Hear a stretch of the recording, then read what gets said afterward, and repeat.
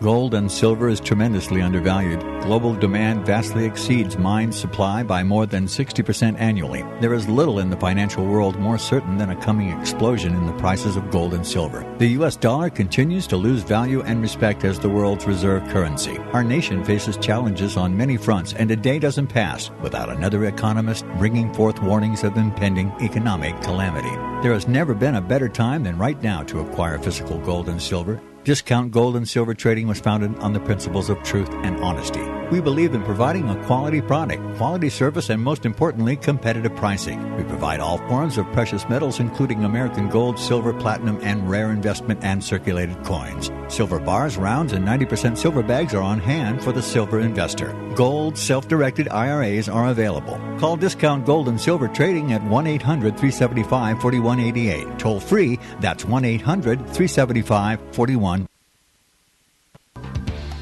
Hear it first on FirstAmendmentRadio.com and FirstAmendmentRadio.net.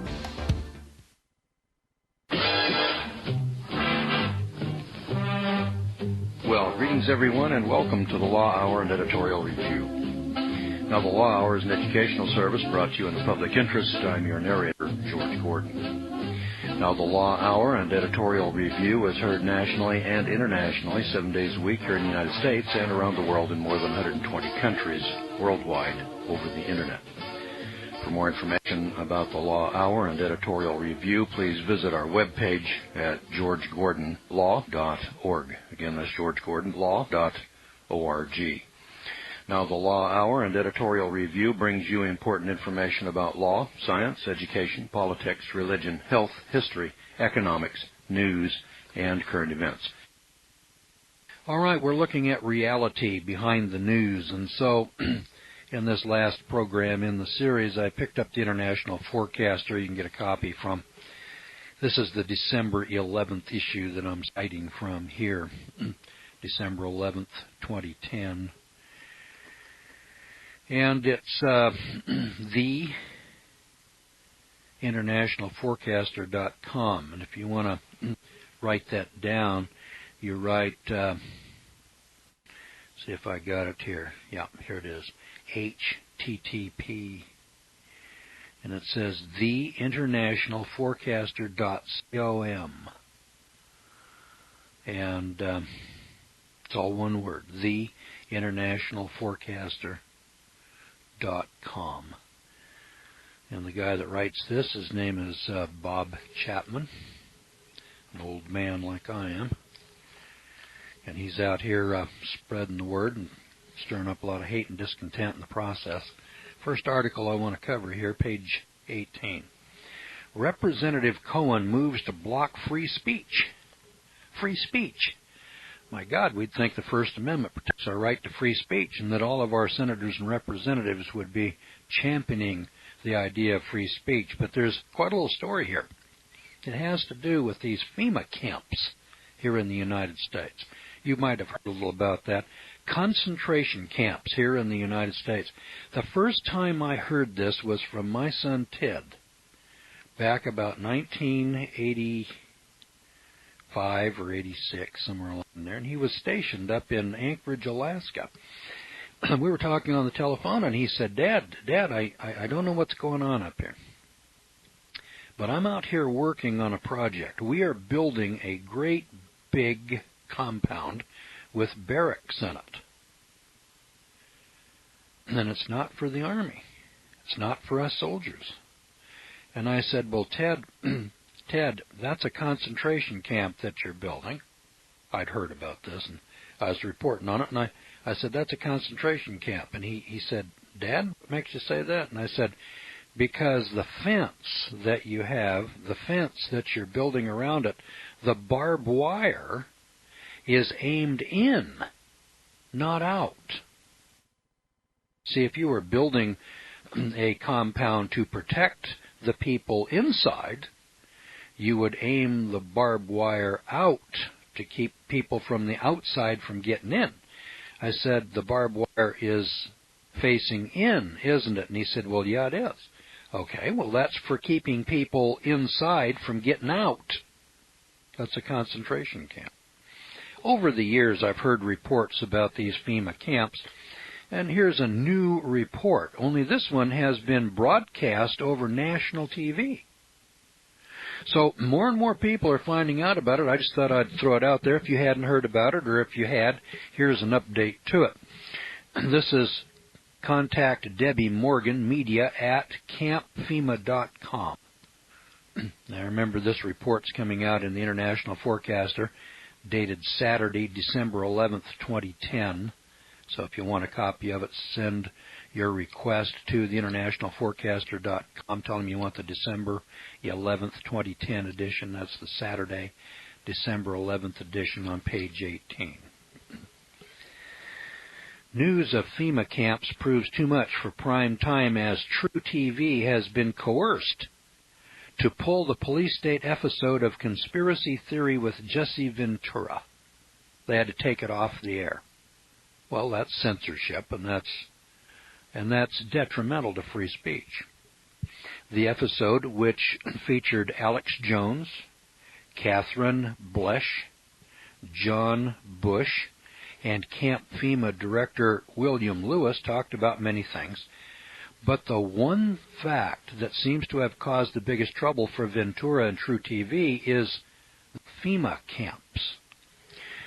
Troubled by the blatant omission of the episode in reruns, Camp FEMA producer Gary Franchi said they have only fanned the flames and brought greater attention to the issue.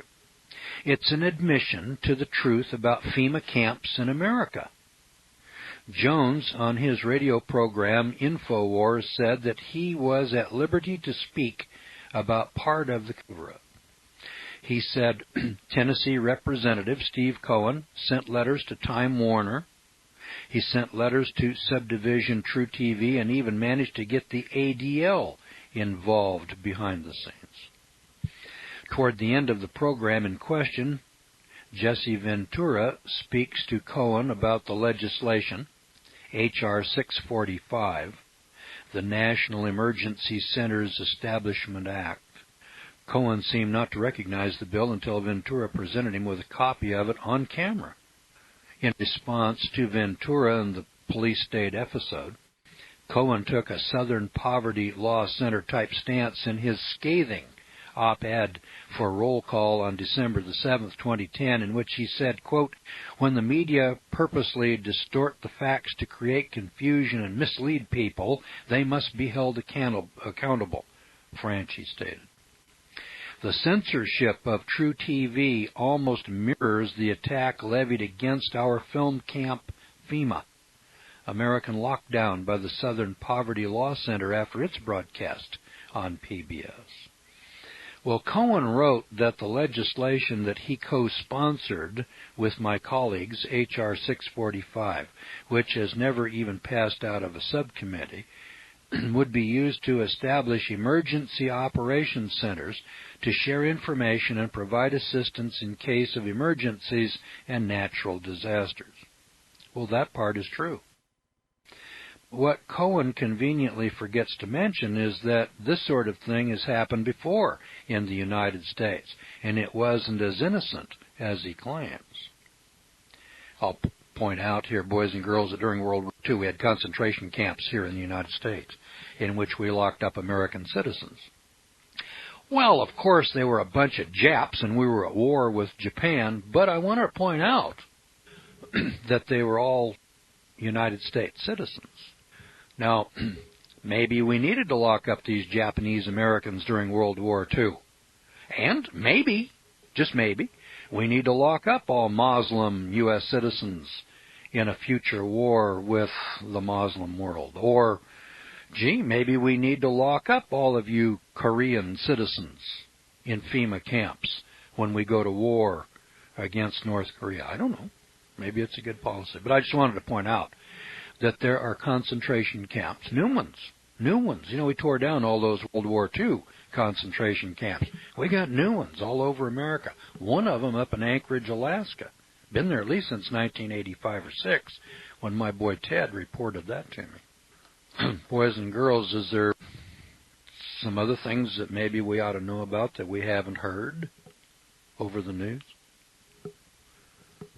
Now, Lewis and Franchi remind viewers in their documentary, it's called Camp FEMA, that American citizens have already been the victims of Internet and internment, as more than two-thirds of those interred during World War II in the United States were in fact American citizens.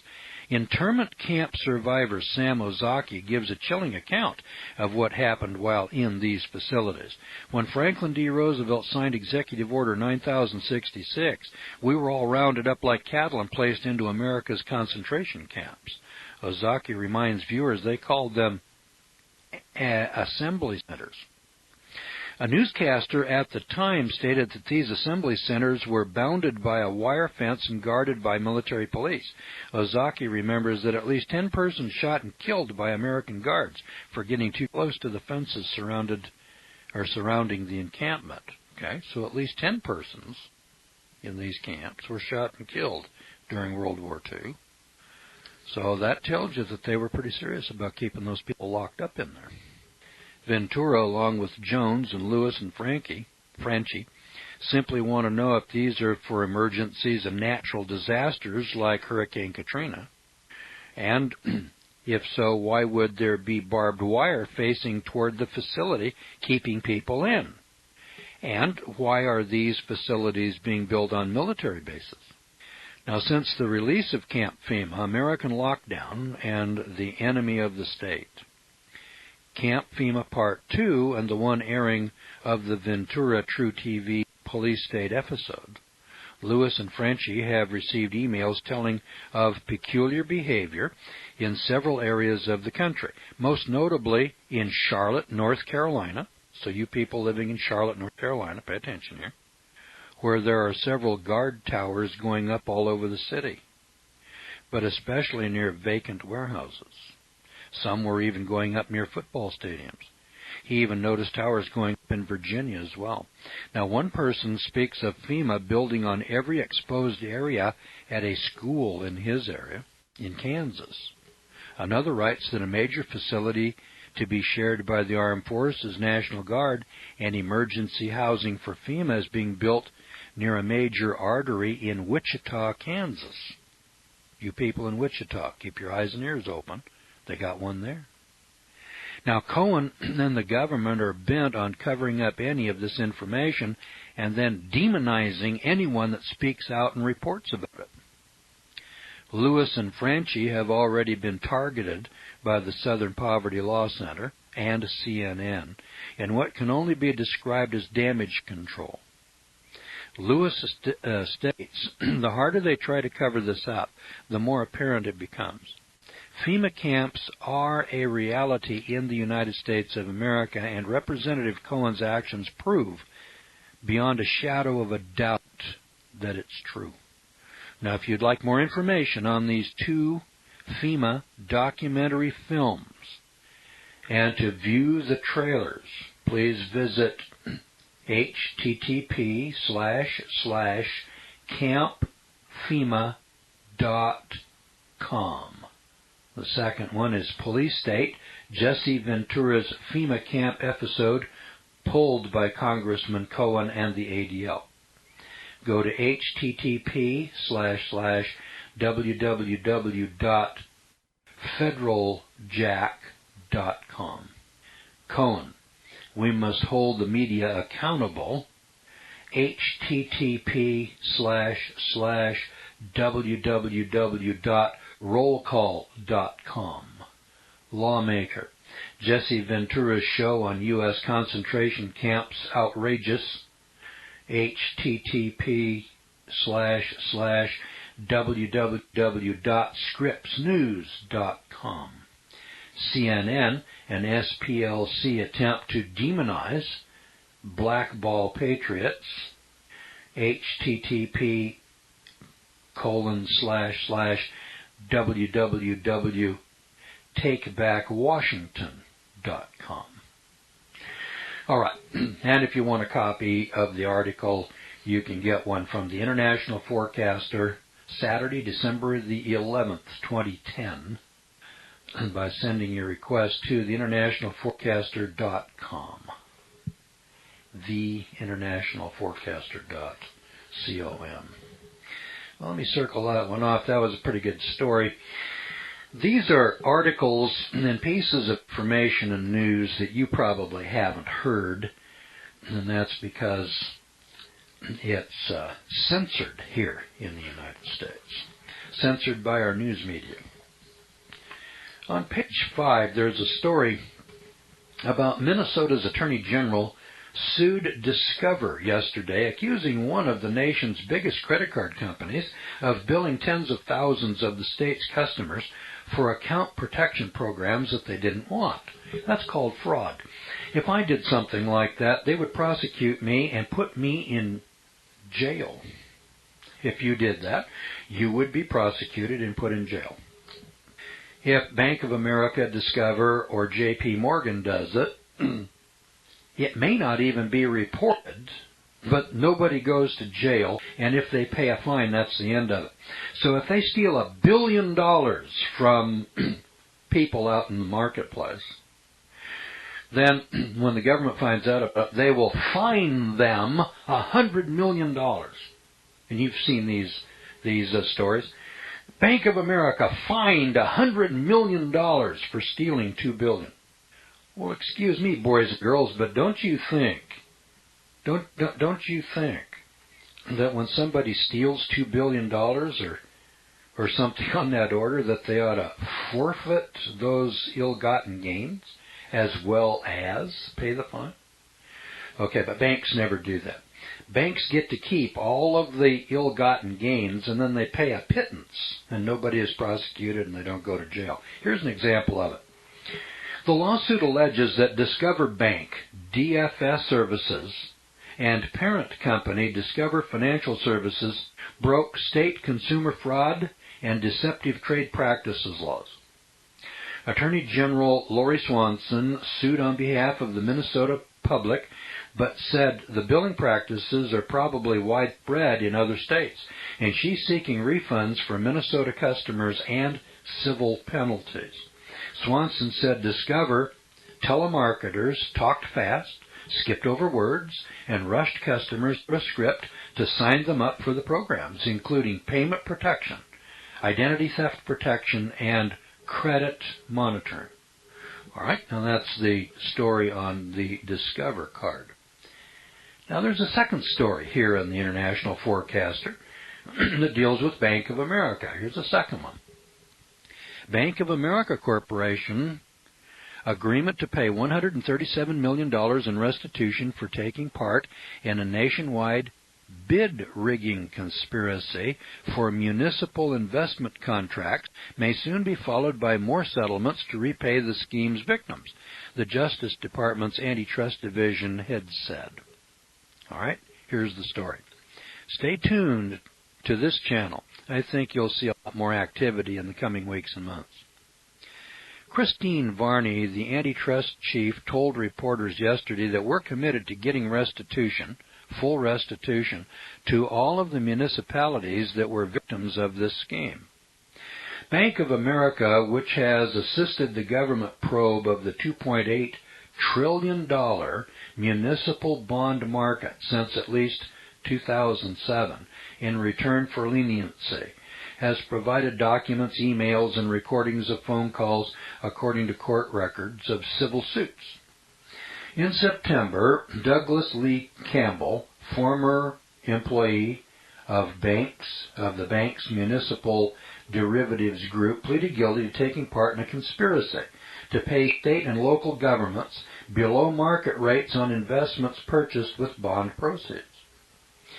Bank of America's settlement is likely the tip of the iceberg. Andrew Gavell, a law professor at the Howard University in Washington, D.C., said in an email, he said other conspirators may pay much higher penalties.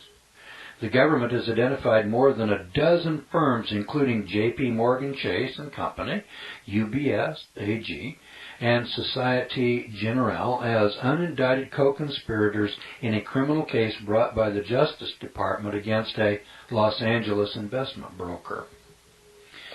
Now listen, these are big banks. These are the world's biggest banking institutions, and they're involved in defrauding municipal entities, corporations, like Los Angeles and New York and so on, out of, what was the number up here? It was in the trillions. There it is. $2.8 trillion municipal bond market. Going back as far as 2007. Trillion here and a trillion there, and pretty soon you're talking about real money, And I just wanted to point out that these big institutions stealing, from the public. What do you think? We had a woman here the other day, and she was, some little town of Nixa, I think it was, Nixa, Missouri. And she was an accountant or something in there, and she stole $27,000 from, she embezzled the money out of the little, and she paid her bills with it, and she circulated the money in the local community. She just got sentenced to 5 years in the state pen for $27,000. These bastards steal $2.8 trillion, and there isn't one of them going to spend a minute in jail. Now wake up here, let's smell some coffee, huh? And that goes on day in and day out. Hell, they even report that kind of activity in the mainstream press. But I just thought I'd point that out. There's a couple of cases. Bank of America and Discover Card. Blatant criminals. Blatant theft and criminal activity. Right in your face. And then your government's involved in the cover-up because you remember reading about all of this TARP payments that went to these big banks like Chase Manhattan. And then when a couple of representatives like Ron Paul, had the temerity to say, hey, we'd like to see your records and where you spent it, they held it up, and they still are holding it up. And they call it top secret. See, they've hidden it under the guise of national security. And then when WikiLeaks comes up and exposes this kind of chicanery, then our government comes to us and says, we need to shut this man up. He's involving national security. Yeah, WikiLeaks, the national security, are uncovering the lying hypocrites and the frauds and the criminals in government and big business that are raping, robbing, and pillaging all of us.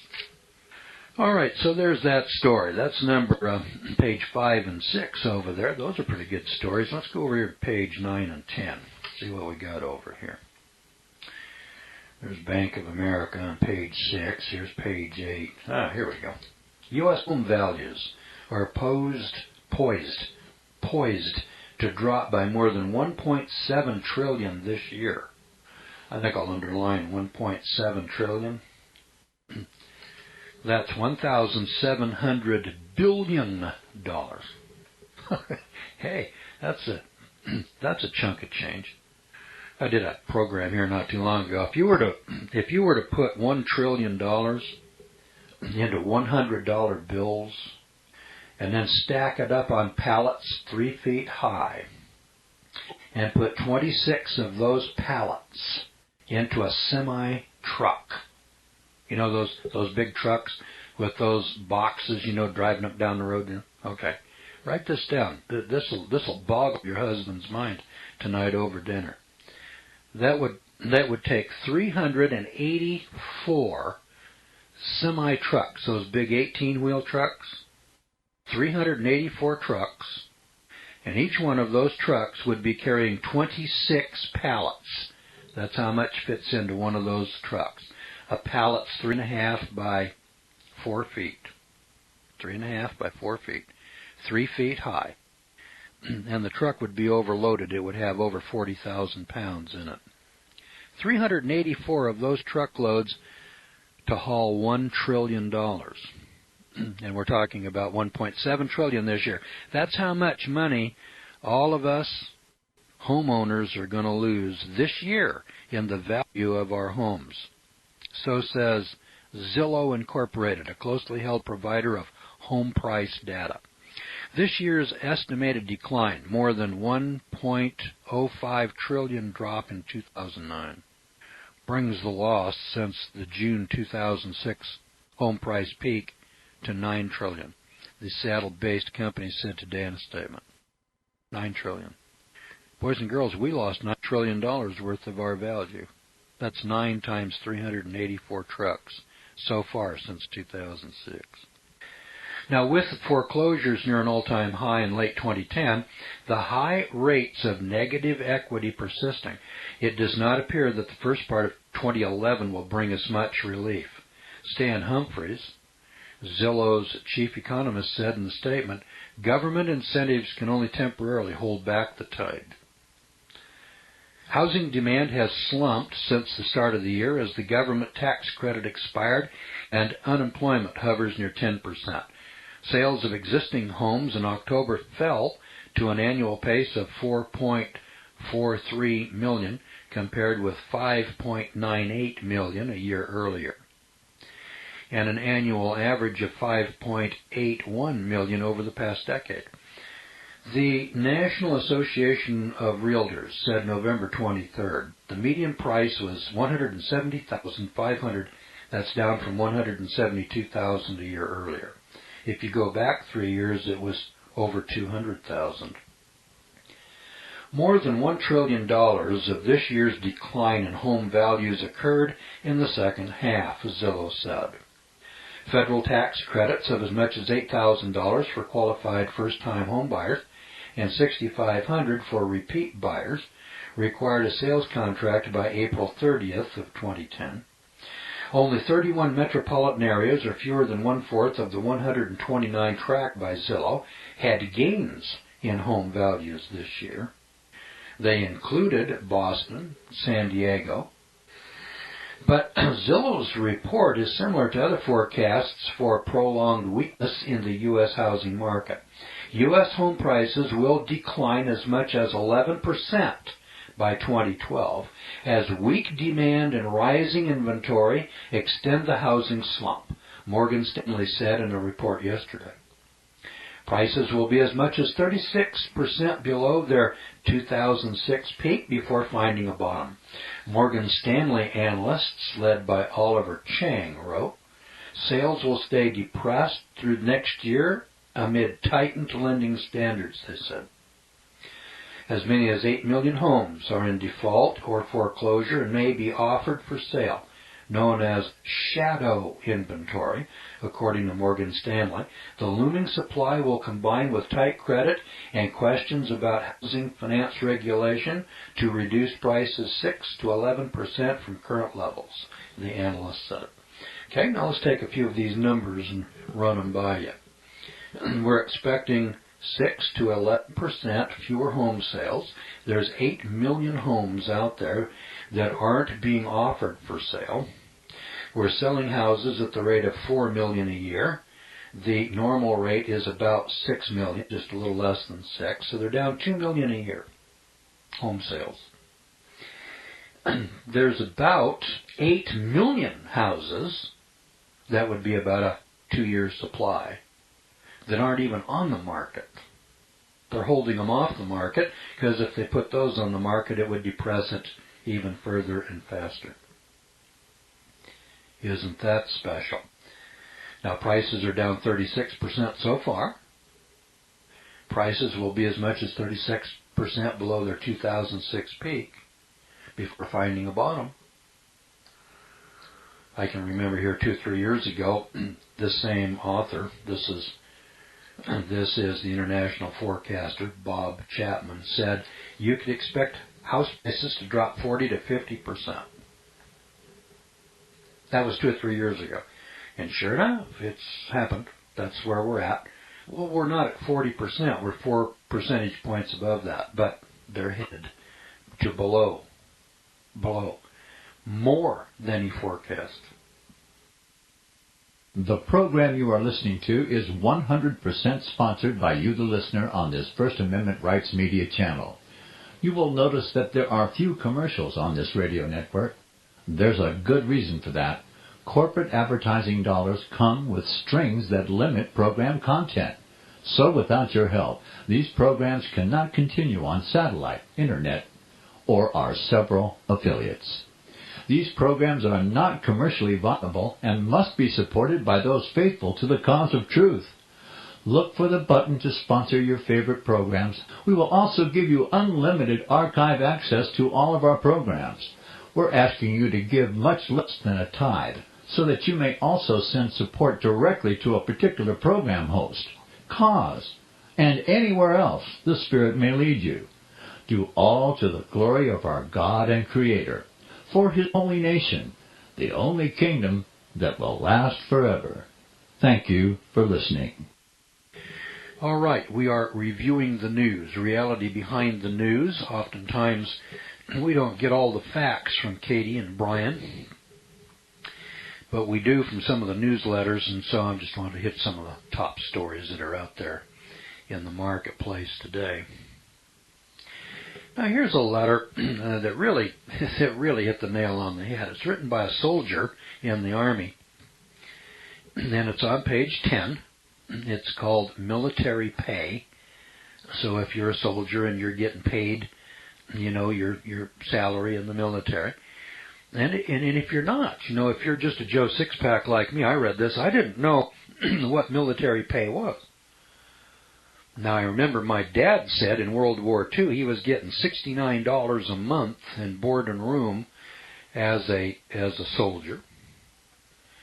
And during those years back in the 1940s, during World War II, $69 was worth a little more than it is today. During the Depression years, CCC camp people were getting paid $25 a month in board and room. They'd keep $5 and send $20 home and support their families on $20 a month. Keep $5 for themselves. And they thought they were cutting a fat hog in the back. If it wasn't fat, at least, it was a live pig. Well, listen to this story. I've gotten to the point that I think that anyone running for Congress or the White House should have been in the military. Cindy Williams was appointed by President Obama as an assistant director for national security in the Congressional Budget Office.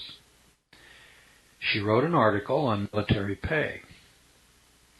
And this is an airman's response to Cindy Williams' editorial piece in the Washington Times about military pay. And I think it should be printed in every newspaper across America. Now, Ms. Cindy Williams wrote a piece for the Washington Times on behalf of the government, denouncing the pay raises coming service members' way this year, citing that she stated a 13% wage increase was more than they deserve. So in case you people are in the military, you're going to get a 13% pay raise this year. And it's way more than you deserve, according to Ms. Cindy Williams.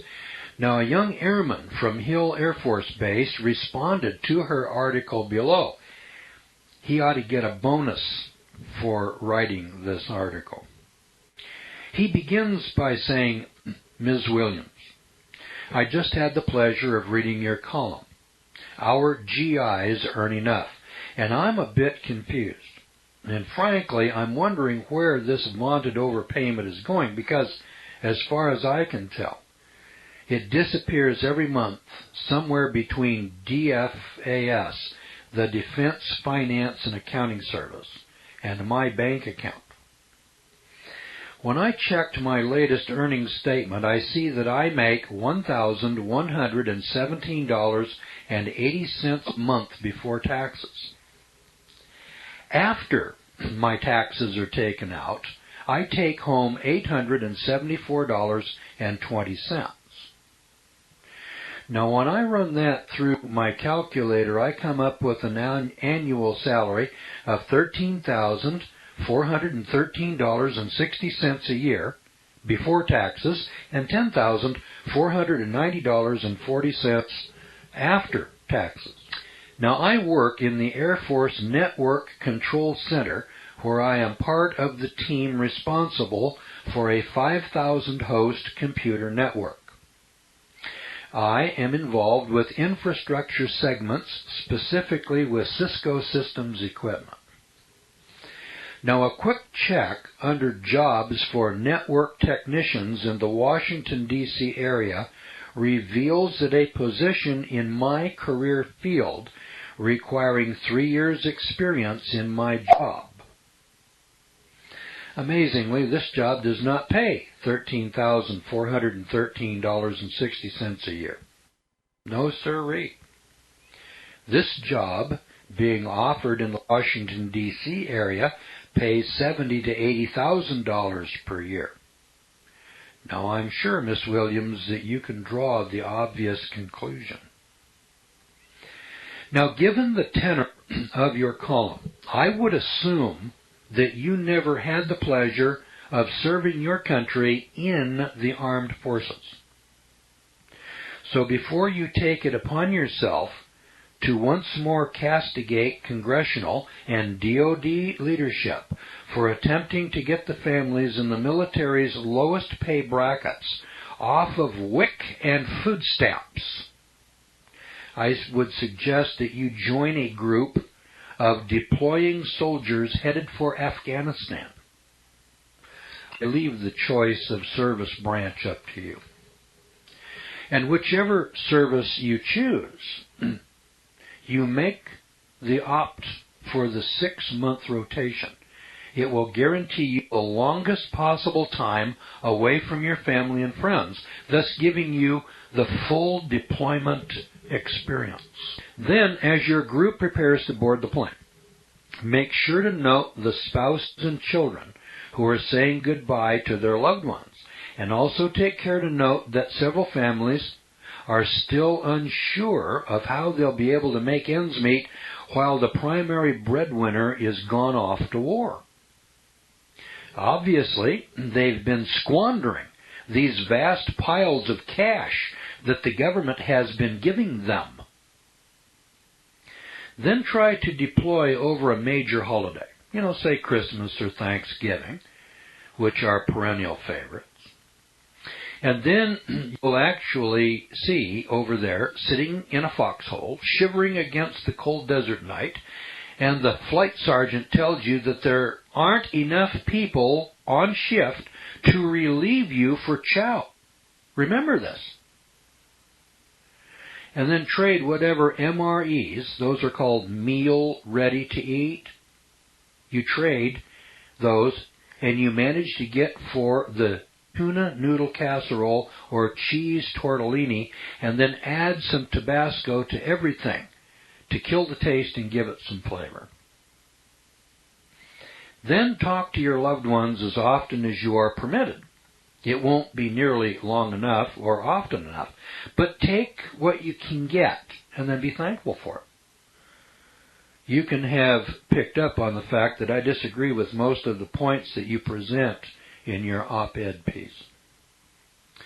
But tomorrow from Kabul, I will defend to the death your right to say it. You see, I'm an American fighting man, a guarantor of your First Amendment right and every other right that you cherish on a daily basis. My brother and sister soldiers worldwide ensure that you and people like you can thumb your collective noses at us, all on a salary that is nothing short of pitiful, and under conditions that would make most people cringe. We hemorrhage our best and brightest into the private sector because we can't offer the stability and pay of civilian companies. And you, Miss Williams, have the gall to say that we make more than we deserve.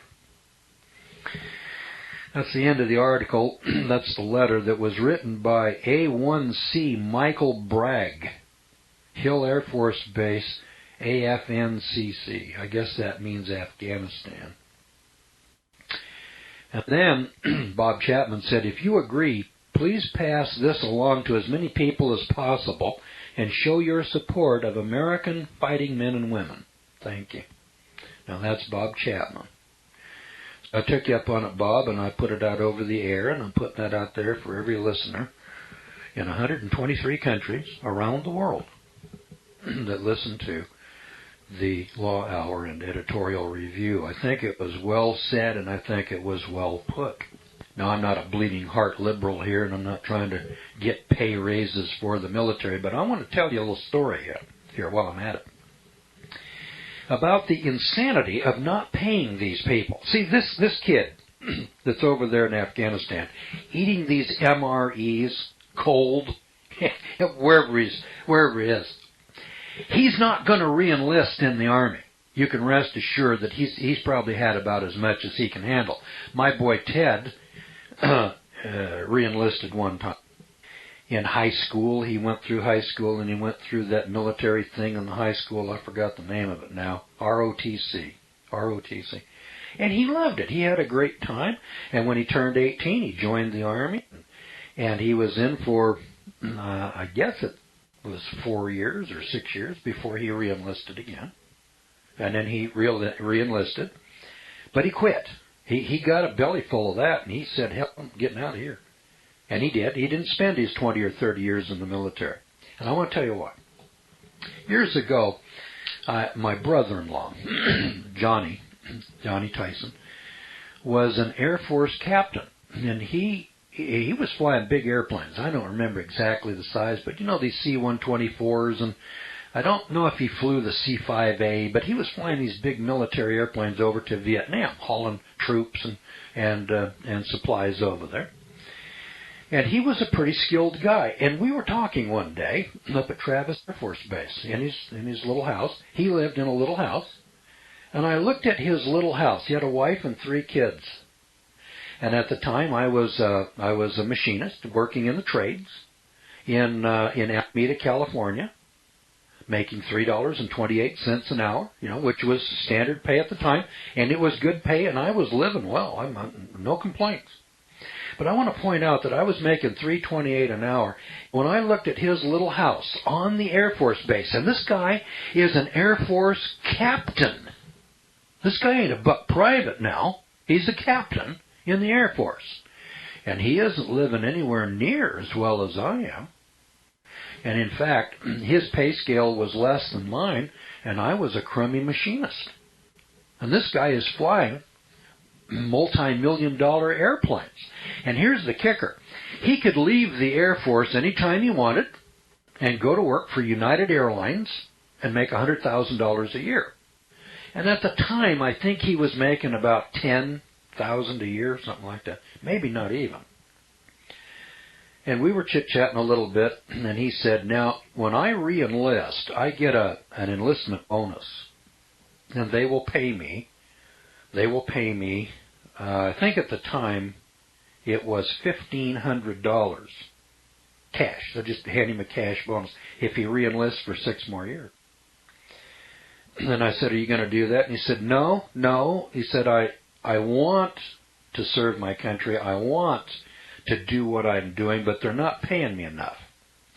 And this is why they cannot keep people in the Air Force. And I said, well, what seems to be the problem? He says, well, these guys can leave here and go to work and make $100,000. They'll make 10 times what we're getting paid here in the Air Force. And you can see that by this letter. This kid is making $10,000 a year, and if he went to work with the same 3 years in Washington, D.C. area, he would get to $80,000. He'd get 8 times as much. And Johnny told me, he said, do you know what it costs to train a pilot for the Air Force? I said, no. He said, it's $100,000 a year. $100,000 to train the pilot. I said, no, you're kidding me. You mean if you leave the Air Force in the morning and you go to work for United Airlines, you mean, Johnny, that we taxpayers will have to pay $100,000 to train your replacement? And he said, yep, that's what it costs. And he said, if the Air Force would give us, the pilots in the Air Force, if you would give us $25,000 or $50,000 bonus each time we re-enlist, he said, you couldn't drive us away with a club. And you would save half. And he said, you wouldn't have hardly any turnover. Now, that's the kind of short-sighted nonsense that goes on. Now, think about it. Here's a kid. He's working for $13,000 a year gross, $10,000 net. He can go to work. The day he leaves the Air Force here, He's going to go into private business somewhere doing the same thing that he was trained to do in the Air Force, and he's going to get paid $70,000 or $80,000 for doing that. And then you and I, the taxpayers, we have to pay to replace this kid. So it's going to cost us, and to train him and give him 3 years experience, it's going to cost us that much money or more. If we would pay this kid, a reasonable amount of money, $20,000, $30,000 a year, less than half of what he's going to get on the outside, he'd stay in the Army. He'd stay in there. These people want to serve. They want to stay in the Army. They like the idea. They want the benefits at the end, the retirement. And they would do that if we would pay them. Now, that was my experience with my brother-in-law, Johnny. And I said at the time, why, my God, this is an insane policy. Nobody in his right mind would do such a thing. And that's why I'm not sure that the people who are running the military service, like Secretary Gates or President of the United States, Barack Obama, or the Congress of the United States, are, in fact, sane, rational people. I know that as a businessman, I would not want an employee to leave that I have to replace and pay $100,000 to train him. I would pay him more money. And in fact, here in the private sector, out here in the real world, we pay people to keep them. We don't want them to leave. But I notice here in the military, they don't think like that. And of course, they don't have to because the taxpayers have unlimited funds. We're all deep pockets. And so they just go ahead and let this kid leave and then bitch at him because he's making too much money. 13% of $13,000. How much does that raise? $13,000 times 0.13. We're gonna give this kid $1,700 a year more money. So instead of making $13,000 a year, he's going to be making $15,000 a year. $15,000. Boys and girls, do you know where the poverty line is in the United States today? It's $20,000, a shade under. That's the poverty line. Hell, this kid's working below the poverty line, for crying out loud. He qualifies for food stamps and aid to families with dependent children, which, of course, is paid for with taxpayer money. But don't you think, just using common sense here, that paying this kid $30,000 a year, $35,000, give him half what he's going to get on the outside. It would keep some more of those guys in there, and I'll bet you that it would make money over the long haul because you don't have to trace a replacement. And I can tell you as a businessman, having to replace somebody costs you more money than paying the guy what he's worth. I mean, I've already tested that. So there's that story, friends. Thought I'd throw that one out there. I told you about home values are falling here. Covered that one. Got the military pay out of the way. Okay, let's take a look here at page 11 and 12. Here's a story for you. The world is entering a recession that may last up to 8 years as the U.S. heads toward a lost decade, similar to Japan's slowdown in the 1990s. This is a fellow by the name of, and I can't pronounce it here, formerly Japan's top currency official. You know, he's Sakajibiria or something like that. I don't know. I know. I'm not afraid of offending him. He probably can't. He can't understand English anyway. So the world is entering a recession. The world, not just the United States, it's the world entering a recession. The world is set for a long-term structural slump reminiscent of the 1870s, when the average annual growth was about 1%. Sakabara,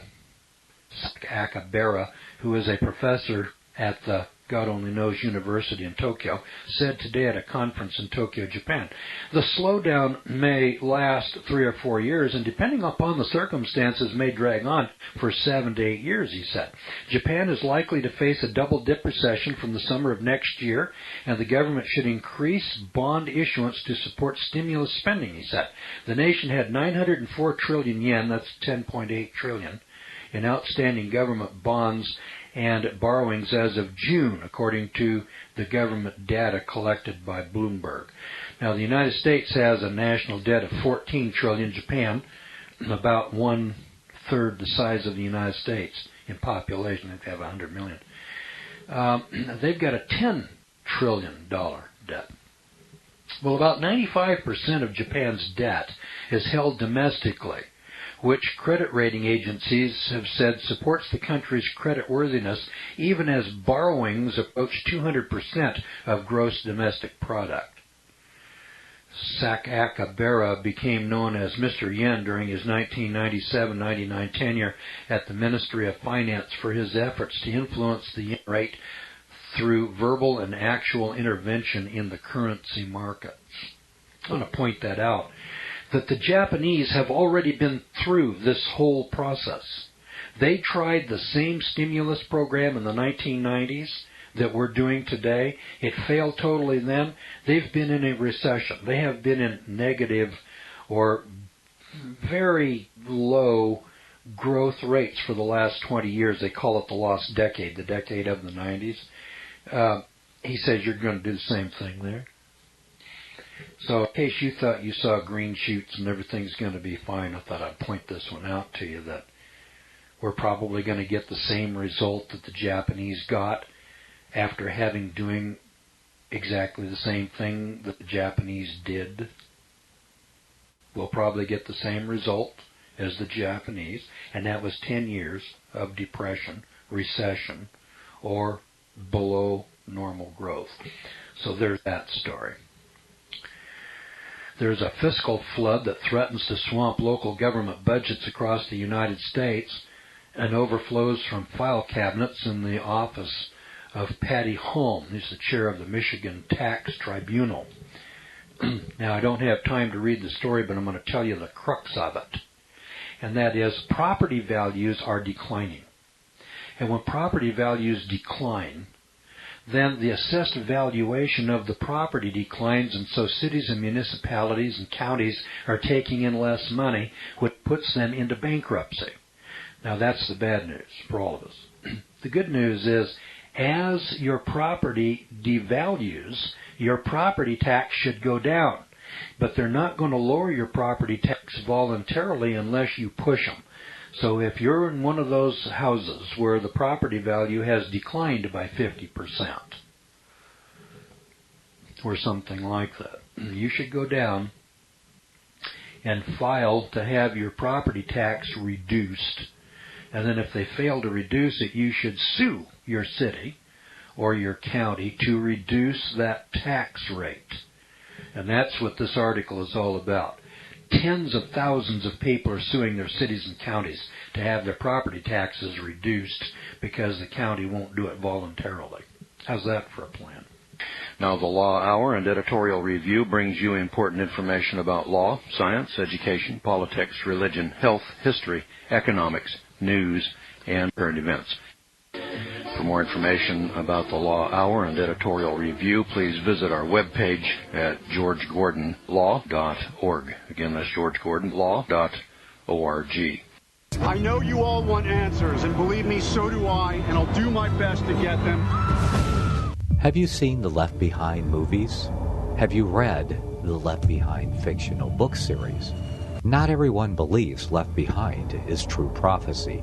Some may even regard as conspiratorial the mainstream re-release of the Left Behind movie with actor Nicolas Cage portraying the main character as an attempt to further reinforce in the minds of all this perception of false prophecy in order to condition the masses for the play about to begin. Because they see the world stage shaping to fulfill what they have been led to believe is sound biblical interpretation, a Left Behind rapture scenario, this false view of prophecy is reinforced in the mind, not only of its adherents, but also includes those who have been merely exposed to the specific media. Is it possible that false prophecy can be fulfilled? The rapture theories have always been in dispute.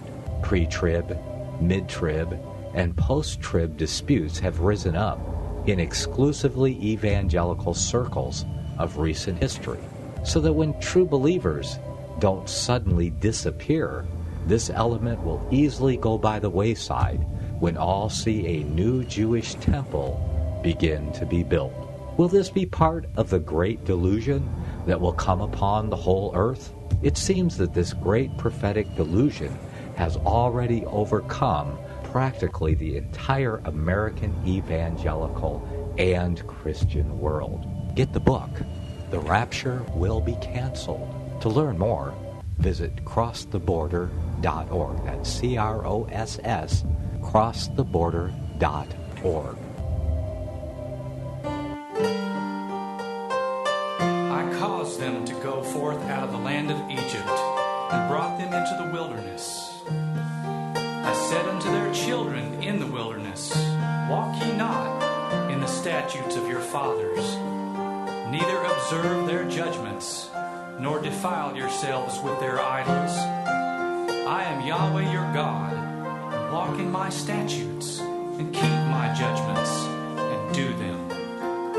Notwithstanding, the children rebelled against me, and they walked not in my statutes, neither kept my judgments to do them, which if a man do, he shall even live in them. They polluted my Sabbaths, and then I said, I would pour out my fury upon them to accomplish my anger against them in the wilderness. Nevertheless, I withdrew my hand and wrought for my name's sake that it should not be polluted in the sight of the heathen in whose sight I brought them forth. Because they had not executed my judgments, but had despised my statutes and polluted my Sabbaths, and their eyes were after their fathers' idols. Wherefore, I gave them also statutes that were not good, and judgments whereby they should not live. Sinners in the hands of an angry God, Lord, I know I'm one. Sinners in the hands of an angry God, right here under the sun. Wrath is gonna fall on the ground you trod, you'll find nowhere to run. Sinners, sinners, sinners in the hands of an angry God. Sinners in the hands of an angry God, Lord, I know I'm one. Praise on the lips to an angry God, right here under the sun. Trample on the grace and a shoulder rod, you'll find nowhere to run. Sinners, sinners, sinners in the hands of an angry God. In the beginning, when our hearts were free, we heard the voice inside us and followed where it led. Years rolled by and all the doctrines we've invented. Since the beginning of time, kings have sought it, nations have fought for it. It has been traded, it has been borrowed, it has been purchased, it has been stolen. There's a reason for it. To secure the blessings of liberty to ourselves and to our posterity, invest with the security of gold and silver. Call Discount Gold and Silver Trading at 1-800-375-4188 or visit discountgoldandsilvertrading.net. Listen to Financial Survival with your host, Melody Cedarstrom, right here on FirstAmendmentRadio.com at 4 p.m. Eastern or 1 p.m. Pacific Time. Visit discountgoldandsilvertrading.net or call Discount Gold and Silver Trading at 1-800-375-4188. Toll free, 1-800-375-4188. Hear it first on FirstAmendmentRadio.com and FirstAmendmentRadio.net. American Family News, I'm Rusty Pugh. After years of complaints and failed efforts, it's all come together on Capitol Hill, and the so-called doc fix is in permanently. The Senate gave final approval late yesterday to a $214 billion measure, which recasts how Medicare reimburses doctors for treating more than 50 million elderly people. The bill prevents a 21% cut from kicking in today. The judge kept his word, showing mercy to former Atlanta public school educators who accepted responsibility for their role in a widespread conspiracy to inflate student scores on standardized tests and coming down harshly on those who didn't. Fulton County Superior Court Judge Jerry Baxter had delayed sentencing by a day and encouraged the 10 former educators to negotiate deals with prosecutors. Those who did were rewarded Tuesday. Baxter gave a former teacher a 7 p.m. to